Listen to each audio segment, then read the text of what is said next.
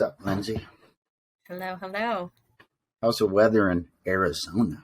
Oh, it's gorgeous. I think, gosh, what is the high today? Probably 90. It's been like actually pretty warm here. Hmm. Yeah, but tomorrow's gonna hit a cold front, 77 and windy. Oh my God, how terrible in the I 70s. know, right? We're gonna be miserable. Yeah. I'm in the high desert, so You're warm too. yeah, we're going to get slammed here in a few days. Yeah, us too. May is when it starts to pick up and heat up. So I'm just enjoying this cooler weather while it's lasting. Any plans to Mhm. compete in the future? Oh my gosh, that's a big question. I've been getting that question a lot lately. So, we went through a lot this past year, and I still did a show last year. And I've taken purposely the last 3 years, I've taken a year off between shows because I've needed to grow. I've needed to put on size and muscle. Mhm. And so I only did one a year. But after my last show, I was kind of like, I don't know. I didn't feel ready for another show for whatever reason. Like previously, I was feeling totally ready for the next year. So the first couple months of this year, I thought maybe I'll take, this whole year off and just wait till next year. But I don't know. As the months have gone on, I'm thinking about it. I may do it. Are you Huh? happy with the gains you're making? Yes. I mean, I still need shoulder. But yeah, I mean, we're definitely, each year, like when we put the pictures side by side, there's been great growth. So, yeah, so I think we're looking at, if I do a show, it'll be the end of October. Mm. You got some time if you do that. Yeah, I have some time yet to still try and put on some size. So, It takes a lot of effort, doesn't it? yes, growing is actually harder than cutting. Like if you have weight to lose, in some ways, it's easier than actually trying to put on size. Mhm. So, yeah. So how do you keep your self-control through your show prep? Honestly, it's become habit now. And so once something becomes a habit in your life, it's pretty easy to maintain. So I've never gotten out of the habit of prepping and eating like I do. So even on the off season, I'm chicken and rice pretty much year round. And so obviously when I'm not actually prepping for a show, I can eat more and I can go out on the weekends and indulge, if I want, which I do. I treat myself, a couple times a week. We'll go out and eat dinner. I've never ever I don't feel like I'm dieting truly because I actually love how I feel the way that I eat. And so I prefer to eat like that majority of the time, but I'll eat chocolate. Like I have these little healthy chocolate bars that I eat every night when I'm not prepping. And then I'll go out and have sushi on the weekend. So I've never considered myself to have a cheat meal. You hear that a lot, right? People talk about their cheat meals. I've never, ever called it that. It's a meal that I want if I want it. So, I was reading a study. They tested individuals. They put on a screen, and they had the ability to draw a straight line up the middle. But then what they did is they put, I don't know, some junk food on one side. I think it was an ice cream sandwich and some healthy choices on the other side.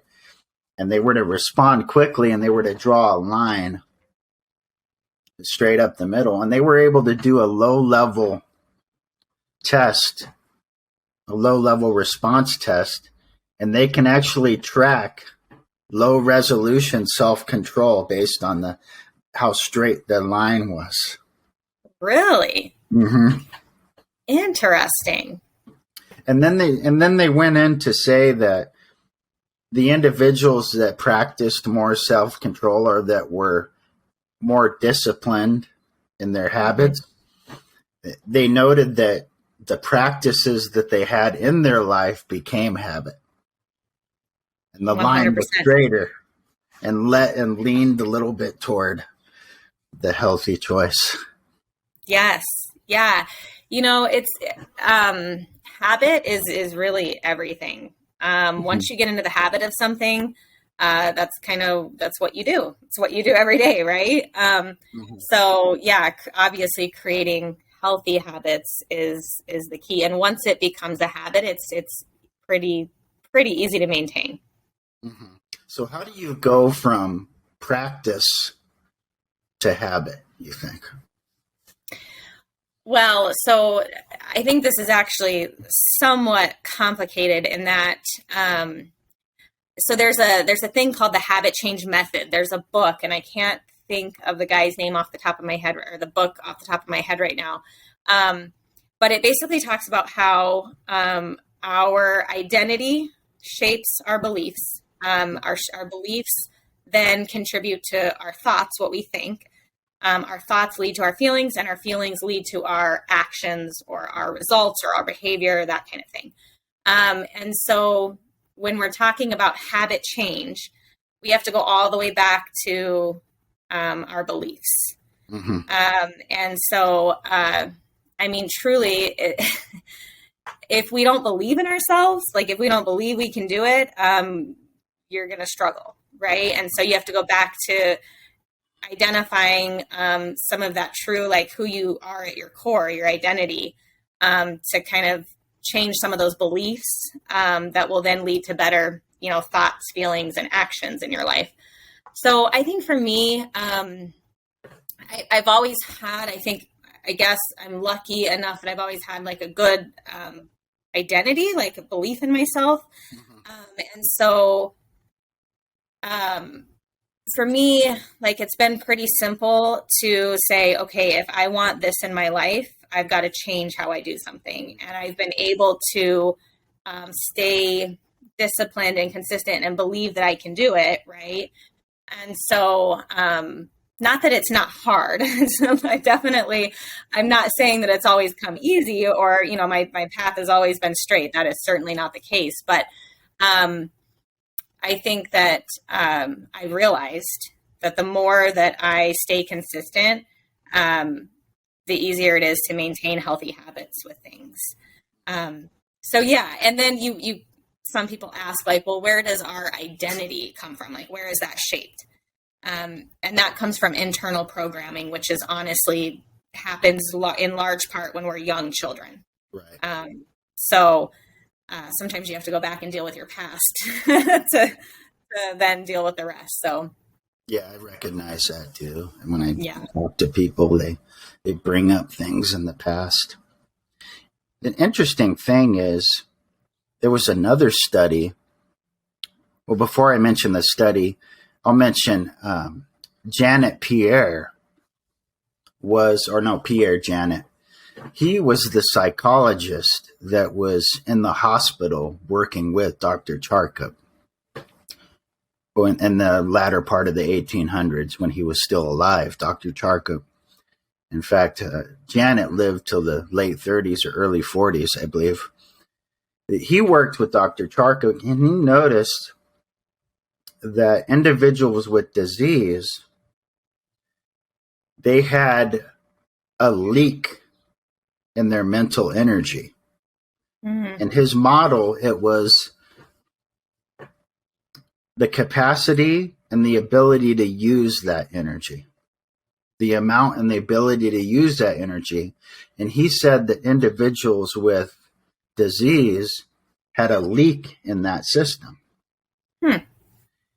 And it's interesting, and I thought about that, and I was reading a book by Dr. Fishbach who talked about how when you're tired and you lack energy, your willpower drops, your ability to make sound judgment.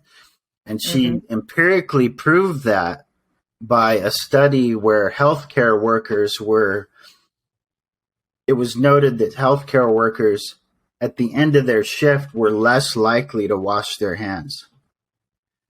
Or doctors who had been working several hours, at the end of their shift, they were more freely prescribing medications to people. Right. So it was noted that the lack of energy that they had affected their judgment and their self-control. Mm-hmm. And it's called ego depletion. Interesting. So my thoughts are, okay, so if these things are true, and I believe them to be true because I looked into it. Mm-hmm. So somebody with Charcot-Marie-Tooth disease Mm-hmm. who is not taking care of their body, Mm-hmm.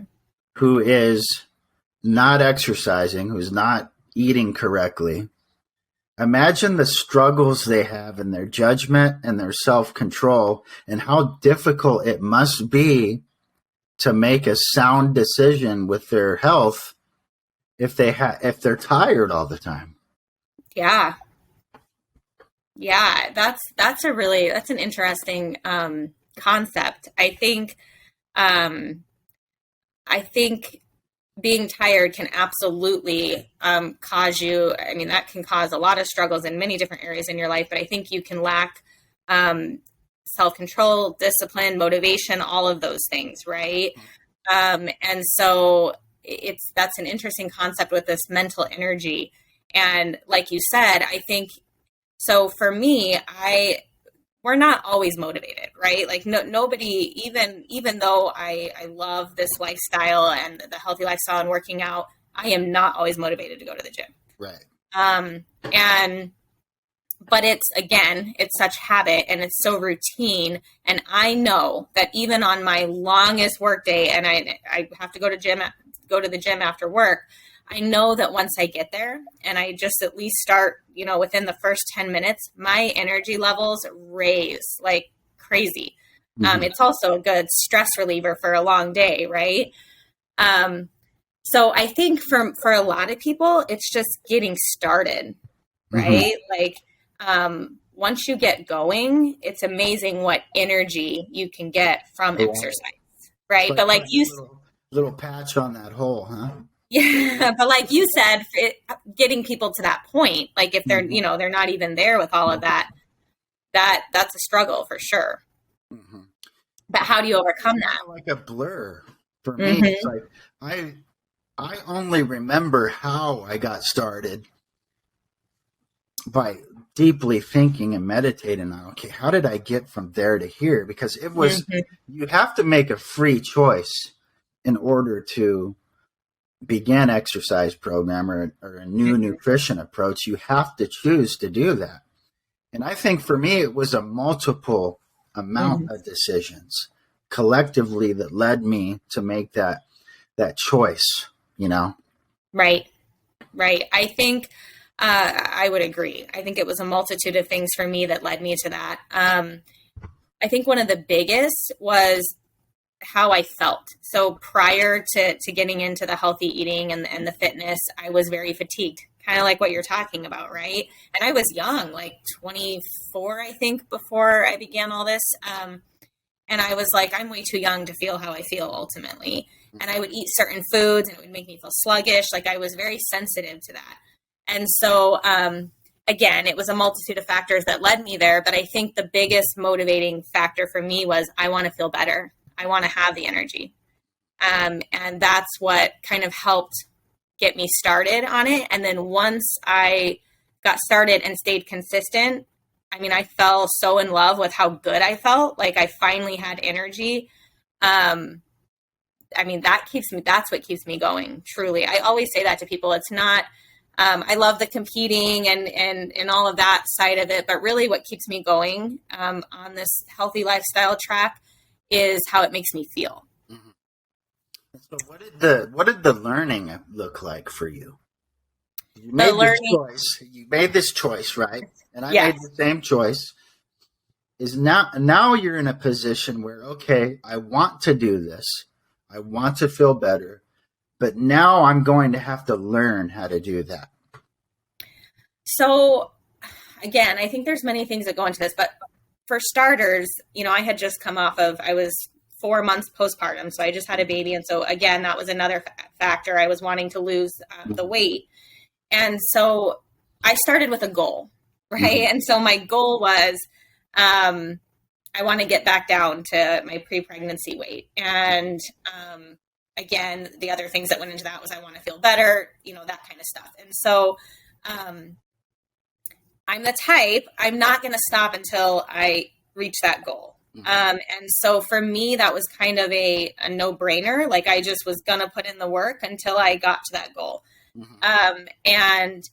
But what it ultimately looked like too was setting realistic steps to achieve that goal. So I think sometimes where people get stuck is they're like, okay, I'm going to work out every day. I'm going to eat healthy every day. I'm not going to, like you get it like all in. And when you're just starting something like that, that's too much. You've got to like pace yourself and you have to baby steps. Right. Right. That's that problem in the middle, isn't it? It's like you have this optimal abstraction, right? This superordinate goal. And then the means to get there is where we struggle. Exactly. Because we don't know what the middle looks like. Well, and I think we set unrealistic expectations sometimes, right? And so sure. I started out working out 3 days a week. That was like I'm 3 days. I wasn't setting anything unrealistic, like 5-7 days a week. I was like 3 days a week. And I'm going to clean up my eating. And so I made some, decisions of some things that I was going to do to improve my eating. And I set it realistic enough that it was easy to achieve.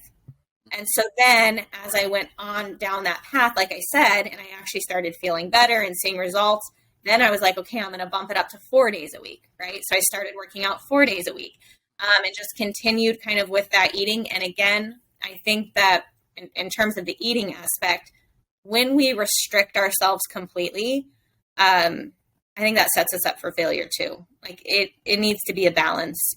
The 80-20 rule, eat 80% healthy, 80% of the time eat healthy, 20% allow yourself to have, what you want. I've always followed that. And I think that's what's made it maintainable. So anyway, then I just worked my way up from there. Well, it sounds like you made your health a priority. Exactly. Yes. Yeah, and I don't think people know the difference. Because when you're purchasing things that are beneficial from your health at the expense of something else, that's a compromise. But if there's multiple actions that are leading you to your goal, that's priority. Like you said, you cleaned up your diet. You're working towards that. You went to the gym 3 days a week, and I'm sure there were other adjustments that you made, and all those actions together are moving toward your goal, and that's priority. And that's what it sounds like you were doing. Right. Yeah. Prioritizing my health 100%. Yeah. And I think oftentimes, we put that last sometimes, we put health at the bottom. And really, health is what's going to keep us going in life and being able to move through life feeling, our optimal best, right? But we sometimes mix that up and we put that at the bottom. And I think it causes a lot of challenges. So what did it do to your confidence when you started seeing results over a period of time? Well, let me just start with what it did for my mental health. Like, gosh, I mean, the amount of mental clarity you get from eating healthy and from exercising, I mean, it's hard to describe unless you've, been there and you've experienced it, right? But I just felt so mentally clear, so, wasn't struggling with anxiety like I used to, just so many things like that. My mood improved. I mean, all of that. And then confidence wise, I mean, of course, when you start to see your hard work paying off, it adds to that belief in yourself, right? That identity that I am good enough, I am worth it. It obviously improves just how you feel about yourself and your overall self-love, if you will. And then all those factors continue to keep you motivated on the days that are hard. Right. So you're like, I'm feeling so good. I'm mentally clear. My confidence is up. I don't want to derail from that. I don't want to mess that up. So that's what keeps you motivated on the hard days. Right. So yeah, it does wonders for not only your confidence, but your mental health and clarity. So if you were to have to measure your commitment, to when you first made that choice? And if you were to measure your commitment now, would you say that going through the deciding to improve your life, making better choices, did you say that upped your commitment level to when you started seeing results, when you started feeling better? Did you start thinking, okay, I made the right decision, and did your commitment improve? Yes, absolutely. Because I had buy-in at that point, right? You get to a point where you're finally like, oh, wow, yeah, I buy into this lifestyle. And that's why I always say, truly, it's not just, something I do. It's a lifestyle I live. And that's when I talk about it's habit. It's truly a part of my lifestyle. And so, yes, my commitment definitely increased when I had that buy-in after I gave it. And with habit change, you've got to give it a little bit of time in order for that to become habit, right? And so that's the other thing, I think where people make mistakes is they're like, okay, it's been, a month and I'm not seeing results. Well, that's not enough time. You've got to give it time. Like it took me 6 months to reach my goal. And that's the other piece. I think people want quick results, fast results. They want to feel better with a pill, or they want to feel better in, a fast amount of time. And it just doesn't work like that when it comes to your health. Sometimes it takes time to get to where you want to go. And I think 6 months, that's it. That did not happen overnight, to get back to my pre-pregnancy weight. And then, like I said, at that point, it became a habit. It became a lifestyle that I truly loved and I bought into. And then it just, went from there. And I, haven't stopped since. Mm-hmm. So we know you're a fitness awesome person. So what about you're also a therapist, right? Yes. You're a licensed therapist. Mm-hmm. Yeah. So what do you tell people when they come to you and they're falling apart and they want to feel and look better? What do you what does that look like? Oh my gosh, it's funny because it's really hard. It's hard to get people to make lifestyle changes when it comes to their actual physical health with nutrition and exercise. I mean, I suggest it all day long, right? And explain why it's good for our brain and why it would improve their anxiety or their depression, whatever they're struggling with. But it's interesting how difficult it is truly for people to get on that bandwagon, to make those changes and to buy into that. I always say our mental health and our physical health are related. We're one body. And so if our physical health is suffering, likely it's going to cause our mental health to suffer and vice versa. Right. And so I talk to clients about that all the time.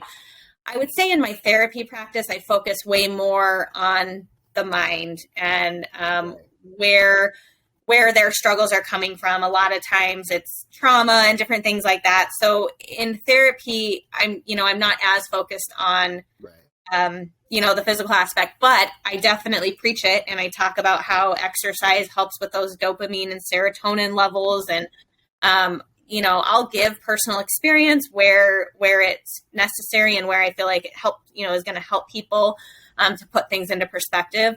But I definitely preach both to my clients, but I focus more on the mind when we're talking therapy. So you help them set goals too, right? Yeah. In therapy, like practical goals to help improve their lives. Yes. Yep. So for that, again, like I said, the key when I set goals with clients is to make it achievable, right? And sustainable. Right. And so that's where those action steps to those goals, it's like you said, it's the middle ground. It's the actions they take in between to get to that point. We make them realistic. And so that's that's the key in setting goals with clients. And there's this thing, I don't know if you're familiar with like Chris Powell. He did that extreme weight loss. I forget what this show was called, but it was on ABC years ago. A long time ago. Wasn't it Yeah. Heidi Extreme Pal. makeover. Yeah, it was like extreme weight loss edition. Yeah, I it don't was know. in that genre. I know. Yeah, It yeah, was yeah, on that yeah. same channel they had those shows on. Yes, yes. And Hmm. so I I know what follow you're him. talking about. Yeah. Yeah, yeah. And his Heidi Pal and him, they did a lot together with that. Anyway, I follow him because I like with him, he's a fitness guy. He's a, health guy, but he also ties it into the mind and mental health. And he talks about, Hmm. because obviously he was working with people that were very, very, very overweight, and helping he's like, it starts here, not, they got there for a reason. Obviously there's stuff going on, deeper rooted stuff in their life. So anyway, he talks about a power promise, and that's what he starts out with all his clients. And this idea of a power promise is that it's something so little that you set for yourself that you cannot fail at it. Because his whole goal in doing that is that you keep your commitment to yourself and your integrity to yourself. Because he said when he looks at a person that overweight, he's like, that's years of broken promises, right? And so yes, and so he said that the idea of the power promise is that I'm going to keep this promise to myself, and then that they get that buy-in, and it starts to feed that confidence when they've kept that promise to themselves, right?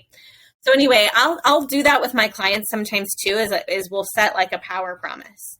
And so it could be something as simple as making your bed every day. Because some people that's, you don't make your bed every day, but it's simple enough that you could do that every day, no matter what.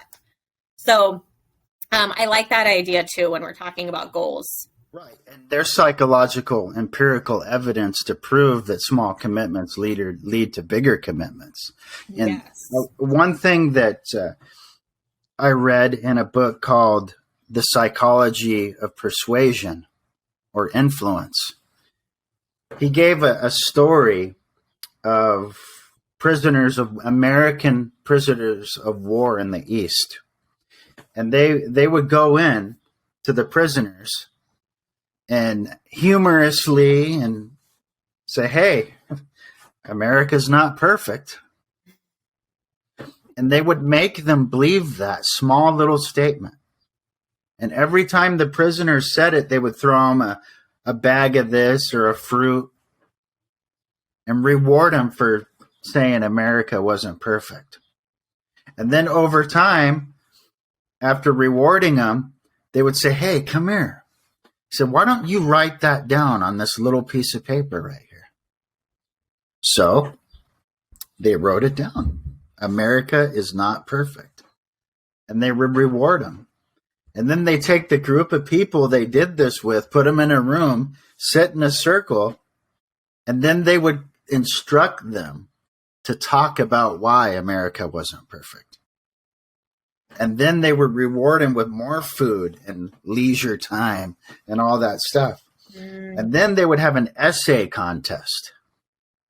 And the winner would get really nice gifts, but they all got food and special treatment. To the point where eventually the winner would read his essay on live radio and was broadcast so that individual who did that sounded like a collaborator. So they knew that psychologically that if you can get people to commit and you reinforce that with positive reinforcement, Right. that eventually they're going to just commit all the way. Interesting. Huh. Yeah, I think positive reinforcement is definitely, a reinforcer for helping people to buy in Yep. to something, for sure. Wow, that's really where do you come up with all this stuff? Well, I've during the pandemic, Uh-huh. I decided that I was going to better myself. Because I used to be one of those self-help guys, Mm-hmm. You can do it, chase your dreams. And that's why I think I have such an aversion to it now. Because I couldn't believe I was like that, Mm-hmm. So I decided, okay, well, I'm gonna commit myself to understanding human behavior. So, and I wouldn't buy into it unless it was proven and it was empirical. So I started studying psychology. And so far, I think I've studied around 2,600 pages of psychological work. And so, and I still recall all those studies that I read and all those experiences. So, how interesting. I was just sitting in a meeting today, actually, and we were talking about the brain. And apparently, there's like 5 different types of brains, if you will.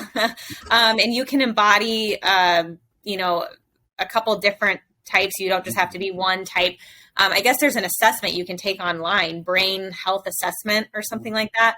But anyway, it gives a lot of answers to kind of who you are and how your brain processes information, and what you're motivated by, and what you're not, like what causes challenges for you. And so the brain and psychology, it's such an interesting thing, right? And there's just so much. I mean, that's when the brain controls everything, right? And so when we're talking about our physical health, I mean, that part of that is coming from here, Yeah. Because it takes the mental power, and again, the habit change, which all comes from ultimately, our brain. And so, it's really fascinating for sure. Mm-hmm. And also too is because habits become part of the subconscious, right? The unconscious part of our minds, and we start doing these on automatic pilot. That's why at a low level we can tie our shoe in the dark, because it's a habit. We've done it 1 billion times. So I believe we put things into our subconscious to where not believing in ourselves becomes a habit.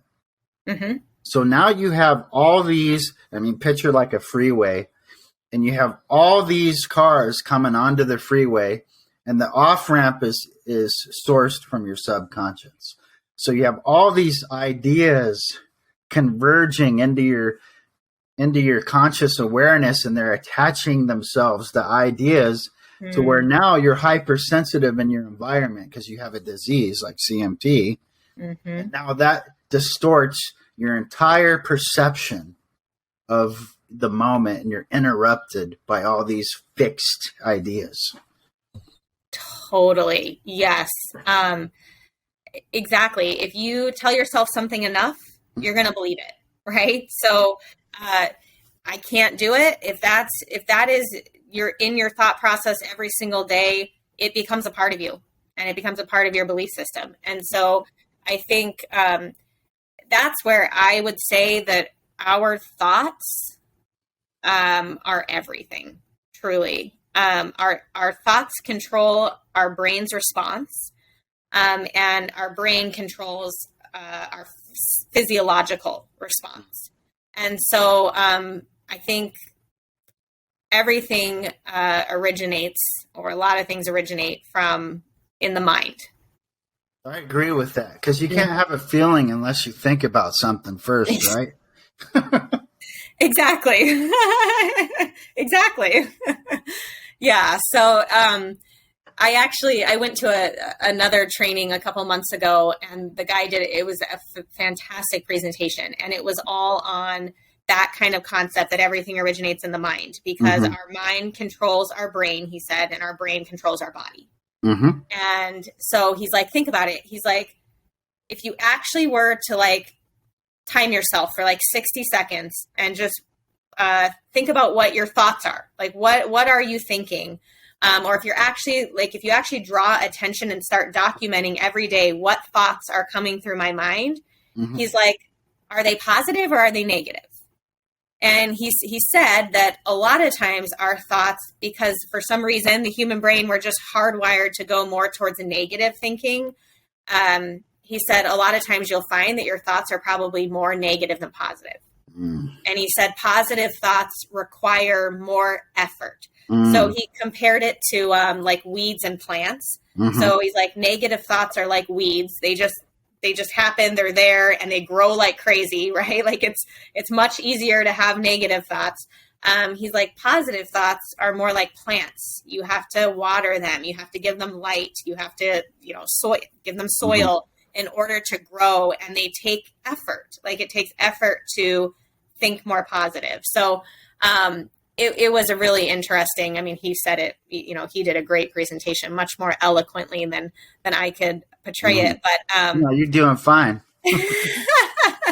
But it was so fascinating. And it's made me, stop to think sometimes throughout my day. Like when I start to find myself like stressing about something or whatever, and I'm like, I'm just having negative thoughts, which is doing me no good. Right. Mm-hmm. And so, yeah, it's interesting. I was watching an interview of Robert Penrose. I don't know if you know who he is. Yes, I've heard of his name. Yeah, he won the 2020 Nobel Prize for his equations on mapping black holes. Wow. So he's a very intelligent individual. And he said that understanding is non-computational. It's sort of like a standing back or taking yourself away from a situation, right? Piecing together information and making judgment and reasonings based on that. And so I was thinking about that. I'm like, that's true. You can't program understanding into a machine. Right. You say consciousness is unique to created beings. He didn't say created beings. I say created beings. Right. So I think we're created. And so you have this ability to understand. Mm-hmm. And I was reading some information this morning, Dr. Fishbach's book, Get It Done. She's a motivational scientist. And she said the way we talk to ourselves internally is important. And that affects our self-control. And that affects whether or not we're going to give into a temptation. She said, if you say, like my name's David, right? If I say, what is David going to do in this situation? Now it's just me in the situation. But if I step back and I say, no, if I say what David wants or what is David going to do, that's a stepping back rather. Mm-hmm. And evaluating the situation away from the circumstance as opposed to if I say, what do I want? Because right. That would be me in the circumstance, right? Right. Being more objective. Yeah. So if we have the ability to understand, because we're intelligent beings, we can do a standing back and look at it and address our internal dialogue that way. And I thought that was fascinating. I just learned that this morning. I'm like, wow. That's so fascinating because when you think about it, I say this sometimes to clients, when you're the person in the situation or you're close to the situation, sometimes you're not always aware of what's happening in that situation, right? But an outsider looking into the situation usually has good insight or definitely a different perspective than that person that's in the situation. And so that's why sometimes I say, like, take, somebody's advice outside of your situation because they can see it in a way that you can't see it. And so it just allows for that perspective, which is so, so important for changing that internal dialogue, but also making good decisions and all the rest, right? Mm-hmm. Yeah. And it's true. If you think about it this way, if we were at a movie theater and we were sitting in the middle somewhere and somebody came by with a big old hat on, say we're at a Marvel superhero movie and they sit down right in front of you just when the heroes are going to save the day and everybody's saved. but that person blocks your view. I mean, there's several different ways we can respond to that, right? We can get into a verbal altercation with the individual. Hey, get out of my way. Don't you see I'm trying to watch the movie? Mm-hmm. Or we can sit there and pout about it. We can pout and be all sulky that we missed a point. Or we can do a standing back and sit somewhere else. We can move. Go. So if we move, the problem is still there, right? Right. But now our perspective is greater and we can see what's going on. Oh, I love that analogy. 100%. You can always, it by standing back and seeing it more objectively, it just changes the mindset, right? It doesn't necessarily change the situation or the problem, but it changes how you think about it, how you perceive it, and then what you do with that. And you're likely to take better actions when you're able to step back and be more objective to it. So hard, though. Oh, it's very hard to do. Yeah. I mean, all of this, right? Like all of this requires effort. Like I said, it's much easier for whatever reason to kind of sulk or have negative thoughts or be the victim in your life. I mean, sometimes that just comes easier, right? Like, why me? Why did this happen to me? I mean, that's an easier thought to have.